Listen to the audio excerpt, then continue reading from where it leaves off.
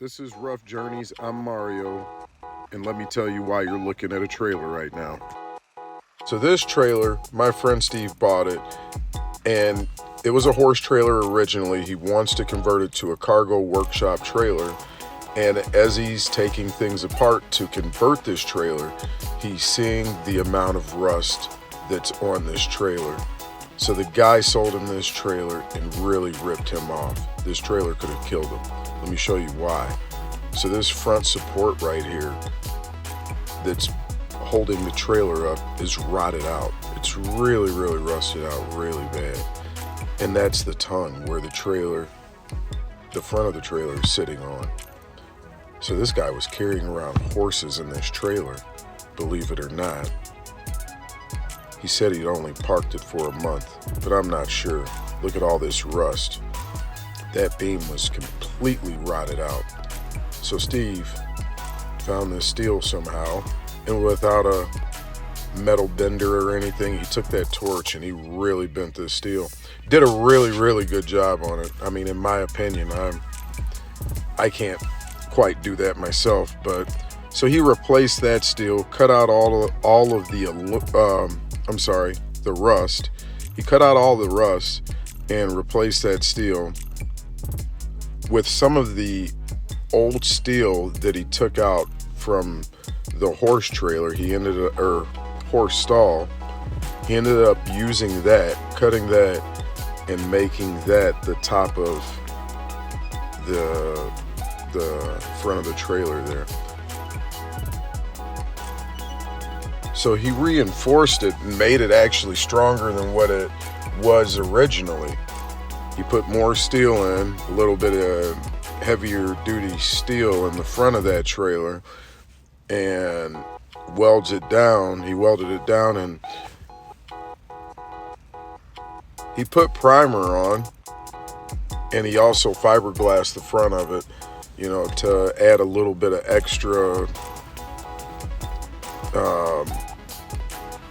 extra security, so there's no water penetration. I mean, it's his first time doing this, so I figured why not. So as he took off the metal wall panels at the back of the trailer, he realized, once he looked at the back of the trailer, he realized that this piece of metal right here could have fell off when we were loading something up. I mean, the whole bottom of the trailer could have fell off. It was really rotted out. So he ends up cutting this out, this whole back piece here, measures it out, cuts it up, and puts a new piece in. Not sure the exact measurements and all of that, but he got that put on in. I didn't really record the welding part of him welding this up. I wish I would have, but he did a good job on this once this is all finished.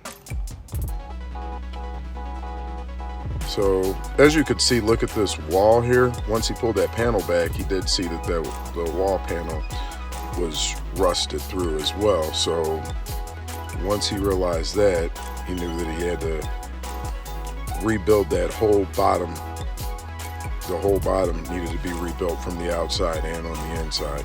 So he cut that out and welded up new outside pieces and cut all the bottom of it out and rebuilt the whole bottom of the trailer all the way down. I really didn't get all the welding on that. He also did put in new supports, and he dropped the floor down in the front about 6 inches.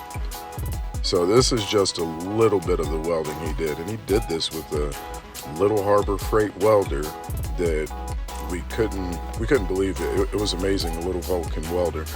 But so if you look, he did take out the beam that was in the front or in the back of the trailer, and he reinforced that.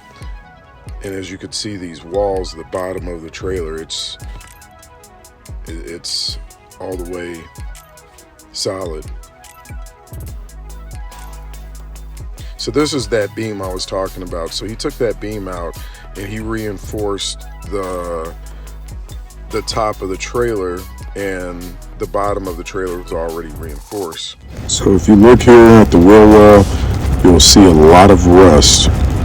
So the wheel well's rusted out pretty much all through the seams of where it was welded. It's really bad. So he cut out all of the rust there as well, and this was going all the way down the trailer, as I was telling you before.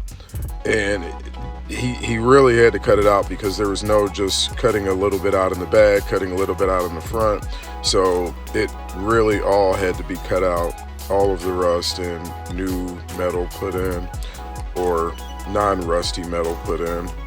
So there's a little piece of, yeah, that nasty metal, nasty rust. It really, no metal left. So I mean, and then look at this right here, and that's supposed to be holding up the fender.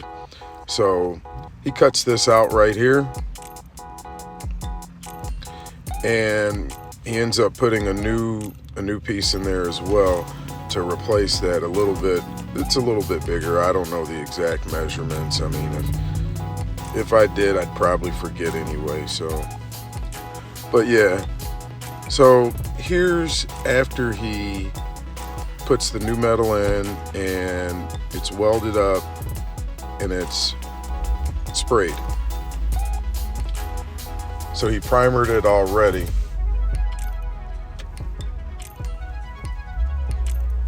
And when you see it here, this is after he had put fiberglass over it and painted it as well. So, I mean, with the fiberglass, we're just hoping maybe we can stop the rust from spreading and, you know, basically seal up all of the work that he put in. So maybe this will last another 15, 20 years at least.